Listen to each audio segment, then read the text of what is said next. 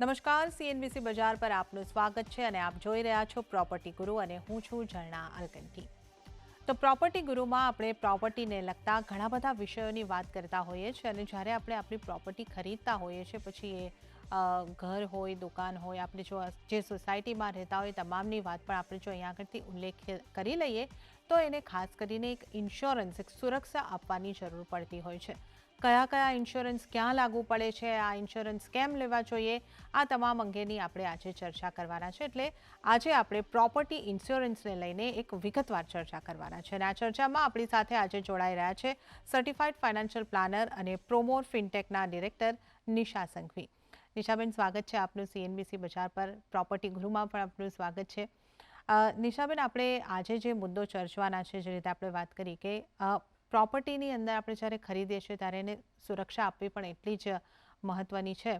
તો આપણે ઇન્સ્યોરન્સની, જો આપણે પ્રોપર્ટી રિલેટેડ ઇન્સ્યોરન્સની વાત કરીએ તો સૌથી પહેલાં તો કયા કયા પ્રકારના આ પ્રોપર્ટીને આપણે ઇન્શ્યોર કરી શકીએ એવા ઇન્સ્યોરન્સ હોય છે? Thank you ઝરનાબેન। પ્રોપર્ટી ગુરુ માટે આપણે સ્પેશિયલી જ્યારે આ કવર કરીએ છીએ કે પ્રોપર્ટી ઇન્સ્યોરન્સ હોવું જોઈએ કે નહીં, તો પહેલો પ્રશ્નનો ઉત્તર બિલકુલ હોવું જોઈએ।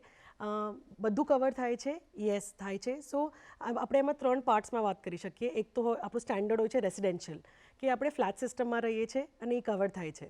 પછી હોય છે આપણું ઇન્ડિપેન્ડન્ટ હાઉસીસ, કે આપણે પોતે બંગલોમાં રહીએ છીએ કે આપણે રો હાઉસીસમાં રહીએ છીએ, તો એ થયું આપણું રેસિડેન્શિયલનું પાર્ટ। એની સ્પેશિયલ પોલિસીઝ હોય છે, આપણે કવર કરી શકીએ છીએ।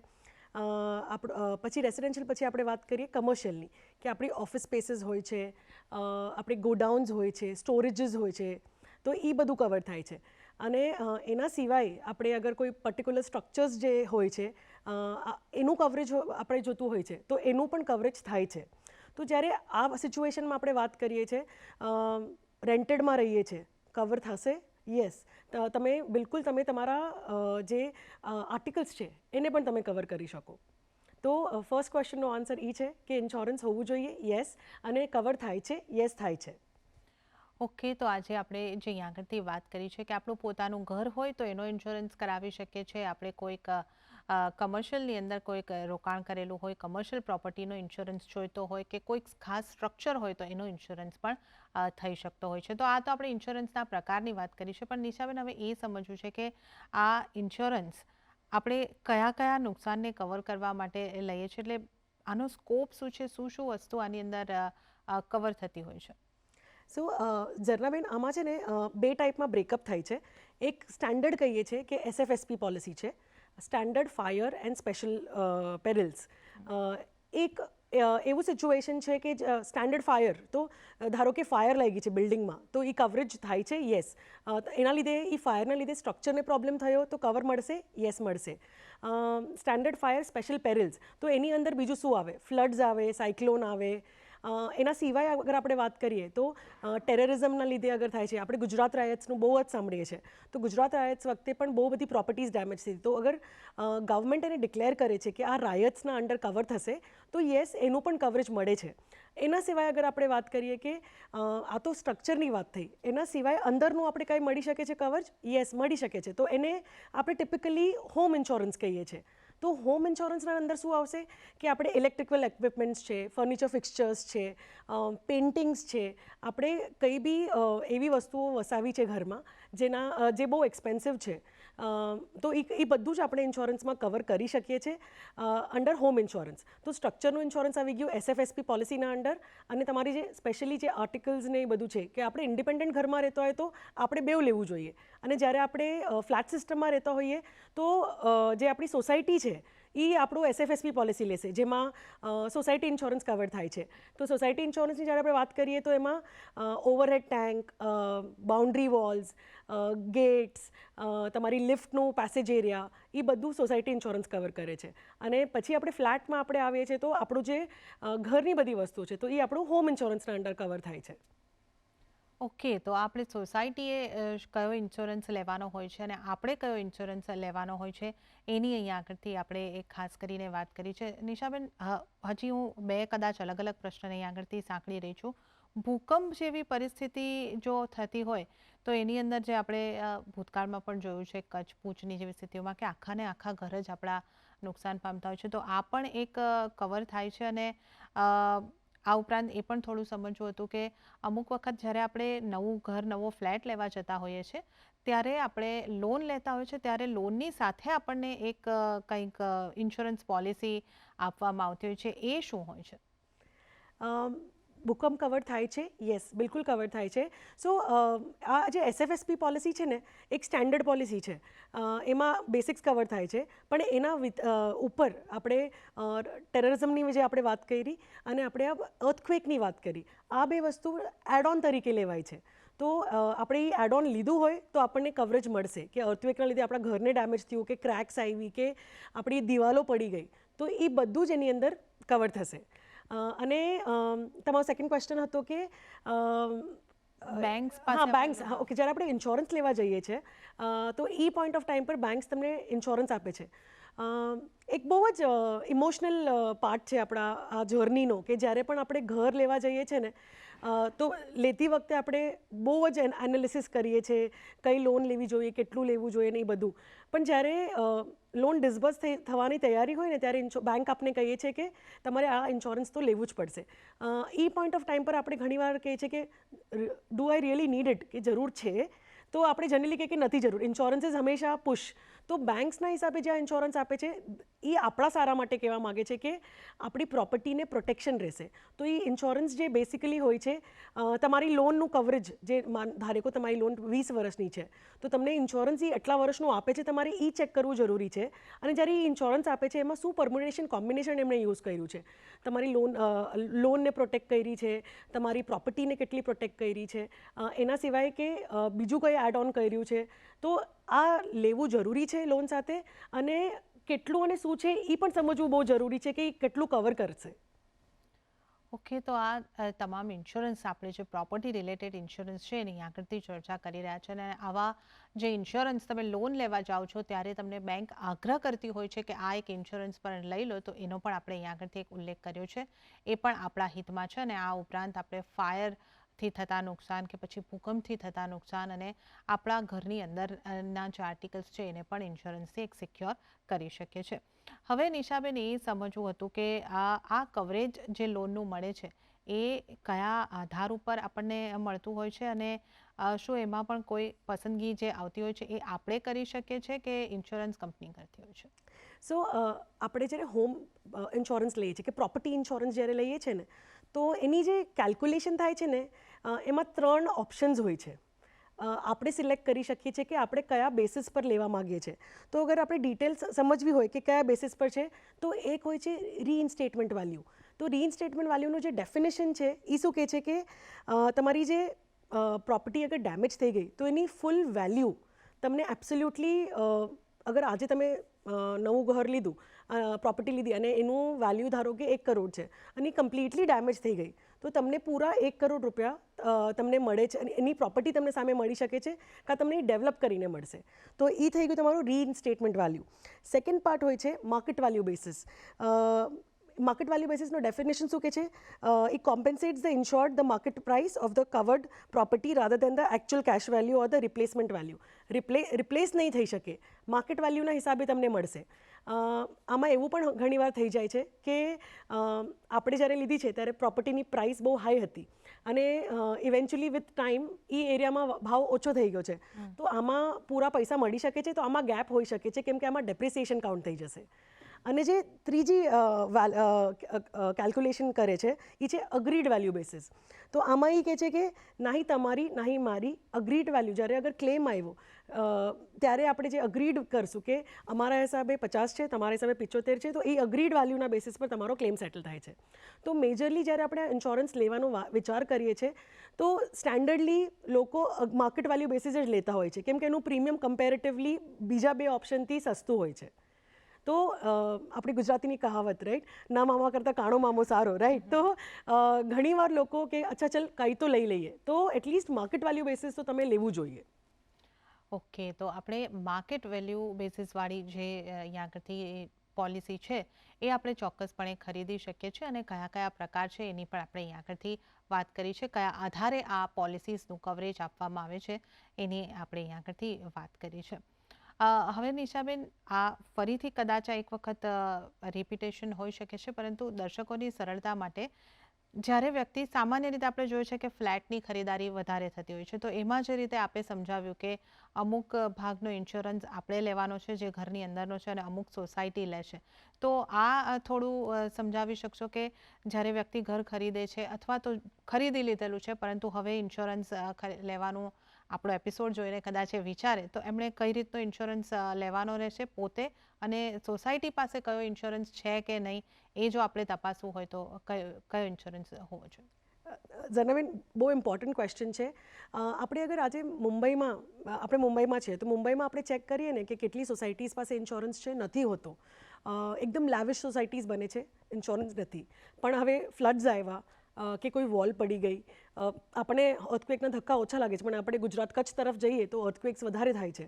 તો એ પોઈન્ટ ઓફ ટાઈમ પર સોસાયટીઝે ઇન્સ્યોરન્સ પ્રોટેક્ટ કરવું જોઈએ. એમાં કેટલી વસ્તુઓ કવરેજ થાય છે, સ્પેશિયલી કે આપણે લિફ્ટને કાંઈ ડેમેજ થઈ, આપણે બાઉન્ડ્રી વોલ્સ છે તો એને કાંઈ કવરેજ, એને કાંઈ ઇશ્યુ થયું. પછી આપણે વાત કરીએ કે એના સિવાય હજી શું કવર થશે, ઓવરહેડ ટેન્ક્સ છે કે એમાં તડ પડી ગઈ કે એમાંથી બ્રેકેજ થઈ ગઈ because of the weather condition, underground tanks હોય છે કે એમાં કંઈ લીકેજ આવી ગઈ છે. તો એવા પોઈન્ટ ઓફ ટાઈમ પર અગર એ પ્રૂફ થાય છે કે પેરિલ્સ એટલે આ સિચ્યુએશનના વેધર કન્ડિશન્સના લીધે અગર આ ઇમ્પેક્ટ આવ્યો છે તો તમારું ઇન્સ્યોરન્સ આ કવર કરશે. તો તમારો ગેટ્સ છે, લિફ્ટ, આ બધી જ વસ્તુ તમારી સોસાયટીએ આ ઇન્સ્યોરન્સમાં કવર હોવું જોઈએ.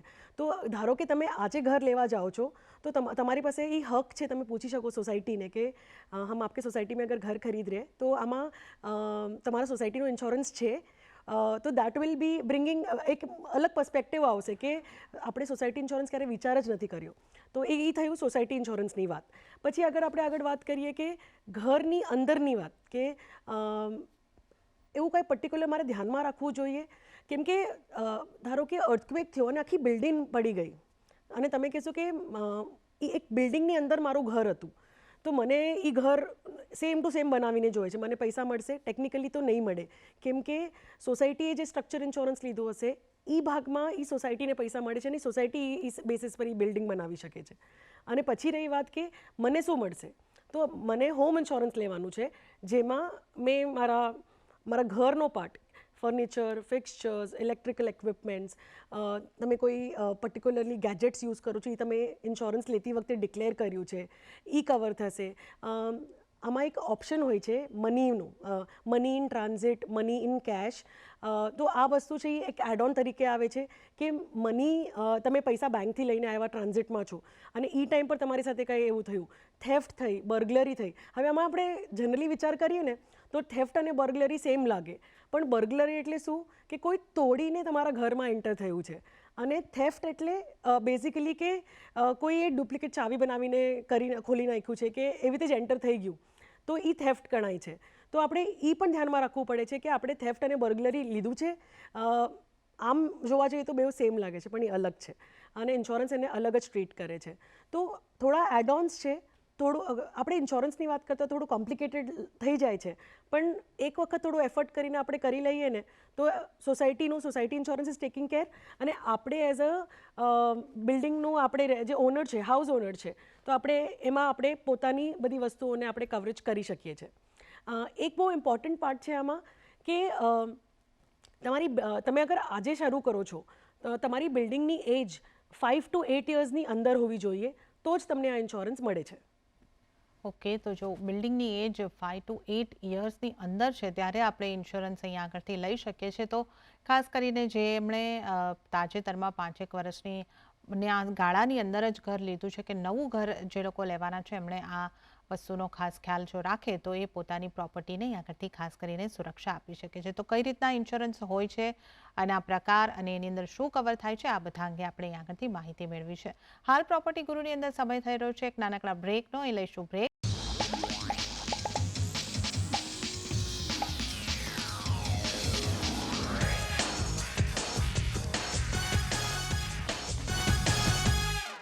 બ્રેક પછી પ્રોપર્ટી ગુરુમાં આપનું ફરી એક વખત સ્વાગત છે અને આજે આપણે ખાસ કરીને પ્રોપર્ટી ઇન્સ્યોરન્સ અંગે વાત કરી રહ્યા છીએ અને આ ચર્ચામાં આપણી સાથે નિશાબેન સંઘવી જોડાયેલા છે. તો હવે આપણે જે વાત કરી છે કે બ્રેક પહેલાં કે કઈ રીતે ઇન્સ્યોરન્સ કયા કયા હોય છે અને કઈ રીતે એનું કવરેજ થાય છે, એટલે કે શું કવર થાય છે. હવે નિશાબેન, જો આપણે એ સમજવું હોય કે શું કવર નથી થતું, તો આ પ્રોપર્ટી ઇન્સ્યોરન્સની અંદર એવા કયા એક્સક્લુઝન છે જેના ઉપર આપણને કવરેજ નહીં મળી શકે?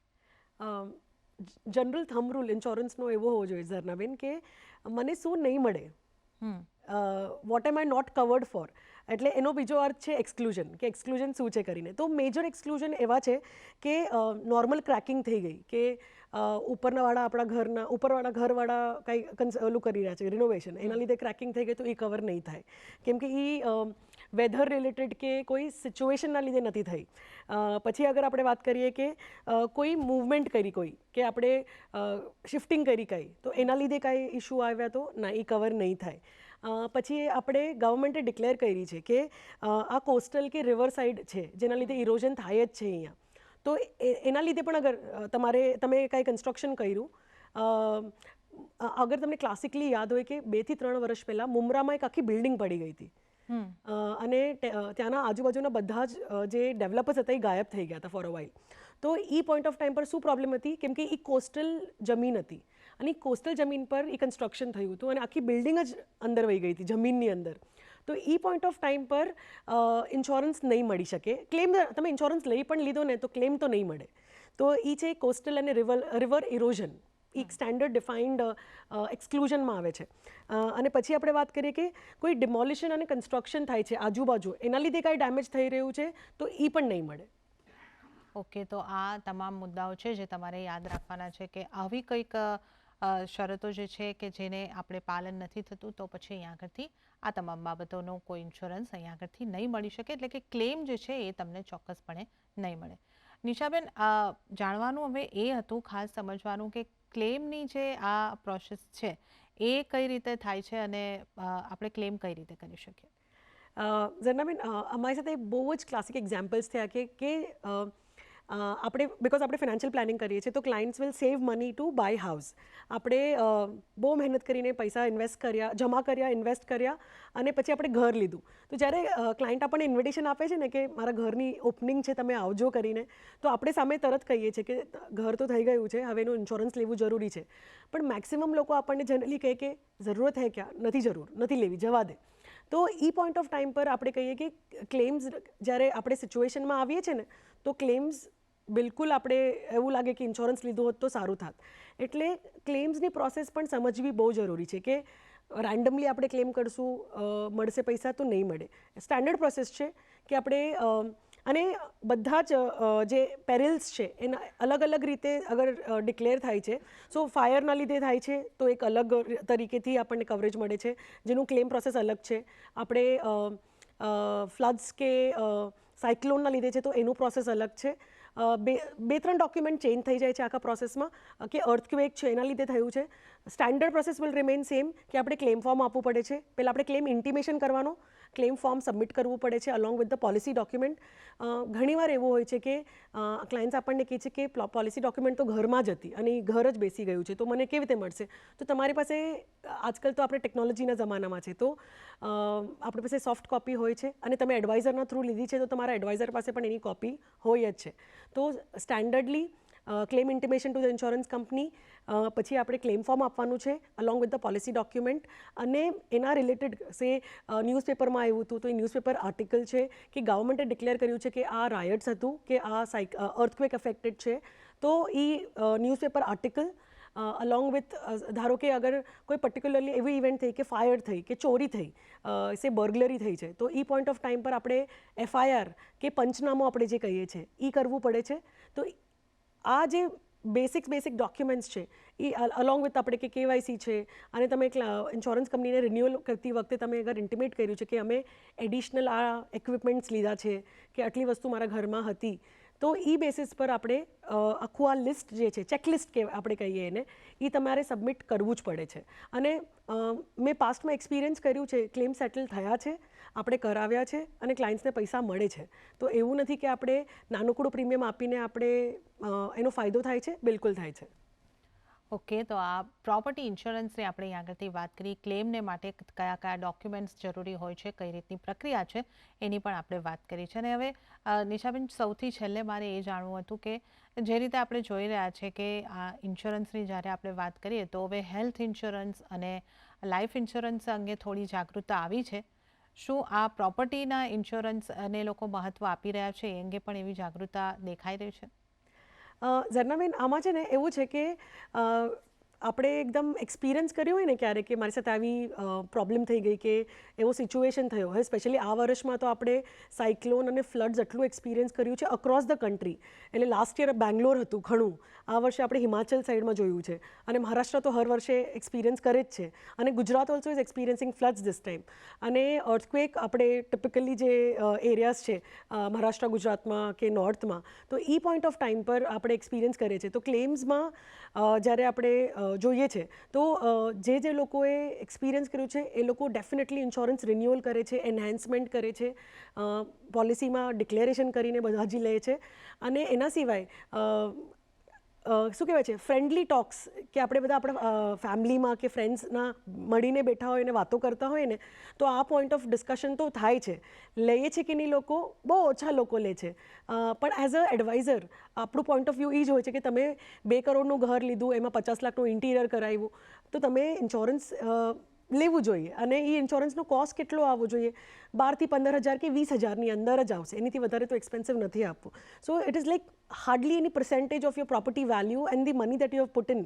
તો ઇન્સ્યોરન્સ લેવું જરૂરી છે. ઓકે, તો તમે જ્યારે તમારા ઘરનું સપનું સાકાર કરો છો ત્યારે તમારા ઘરની સુરક્ષા પણ આપો, અને એ માટે જ અમે આજે તમને એક આ જે પ્રોપર્ટીનો ઇન્સ્યોરન્સ છે એ અંગે ડિટેલ માહિતી આપવાની એક ખાસ કોશિશ કરી છે. નિશાબેન, આપનો ખૂબ ખૂબ આભાર. આપ આ ખાસ એપિસોડમાં અમારી સાથે જોડાયા અને પ્રોપર્ટી ઇન્સ્યોરન્સ અંગે ડિટેલ માહિતી આપી. આપનો ખૂબ ખૂબ આભાર. Thank you. તો પ્રોપર્ટી ગુરુના આ એપિસોડની અંદર હાલ પૂરતું આટલું જ, પરંતુ છતાં હું આપને જણાવી દઉં કે પ્રોપર્ટીને રિલેટેડ આપના કોઈ પણ પ્રશ્ન હોય, ખરીદ વેચાણને લઈને કોઈ પ્રશ્ન હોય, ઇન્સ્યોરન્સ અંગે આપે માહિતી મેળવી છે, આ અંગે કોઈ પ્રશ્ન હોય તો અમને લખી મોકલાવો. અમારું ઈમેલ એડ્રેસ છે propertyguru@nw18.com. તો પ્રોપર્ટી ગુરુના એપિસોડમાં હાલ પૂરતું આટલું જ. હાલ મને પણ આપશો રજા. વધુ અપડેટ્સ અને સમાચારો માટે આપ જોતા રહો CNBC બજાર. નમસ્કાર.